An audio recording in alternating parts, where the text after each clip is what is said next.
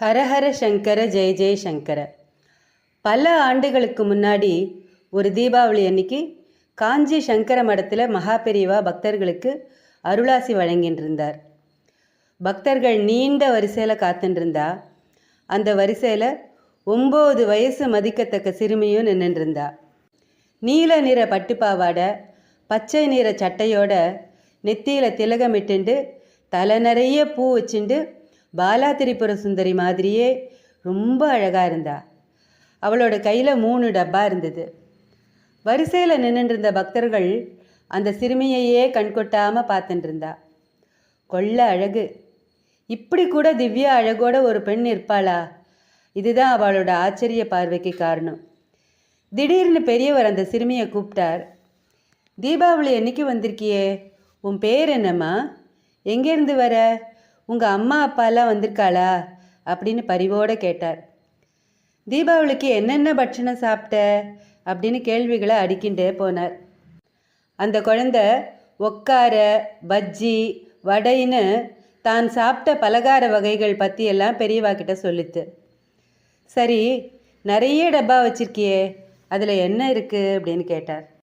அதுக்கு அந்த குழந்தை, உமாச்சி தாத்தாக்கு பிடிச்ச கோதுமை அல்வாவும் பால்கோவாவும் வச்சுருக்கேன் அப்படின்னு சொல்லி 2 டப்பாக்களை மட்டும் பெரியவா முன்னாடி வச்சுட்டு நமஸ்காரம் பண்ணி எழுந்தா.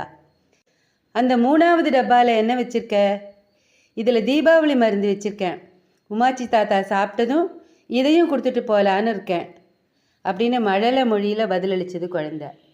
அதுக்கப்புறம் என்ன நினச்சாலோ அந்த டப்பாவையும் பெரியவா முன்னாடி வச்சுட்டு அவரை வலம் வந்து நமஸ்காரம் பண்ணிட்டு அதுக்கப்புறம் அங்கேருந்து எழுந்து போயிட்டா. அவளுக்கு எந்த ஊர், அந்த குழந்தையோட அம்மா அப்பா யார் அப்படிங்கிற விவரத்தை மட்டும் அந்த குழந்தை கடைசி வரைக்கும் சொல்லவே இல்லை. அந்த சிறுமியை பக்தர்கள் மடம் முழுக்க தேடினா யாராலையும் கண்டுபிடிக்கவே முடியல.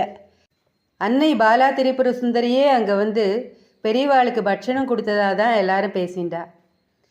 ஸ்ரீ மகாபெரிவா திருவடிகளே சரணம். மகாபெரிவா அருள்வாக்கு. சத்தியத்தின் சொரூபமாக இருப்பவன் கடவுள்.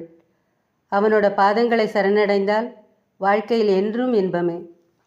பக்தர்கள் தம் இதய செமிழில் பக்தி என்ற கம்பியை பூட்டிக்கொண்டு ஸ்ரத்தை என்ற சுவிட்சை தட்டினால் அருவமான கடவுள் திவ்ய மங்கள ஜோதியாக தரிசனம் தருவார். சாந்தம் நிறைந்தவனோடு தொடர்பு கொண்டால் நமக்குள்ளும் சாந்தமாகிய அருட்பண்பு வளர தொடங்கிவிடும்.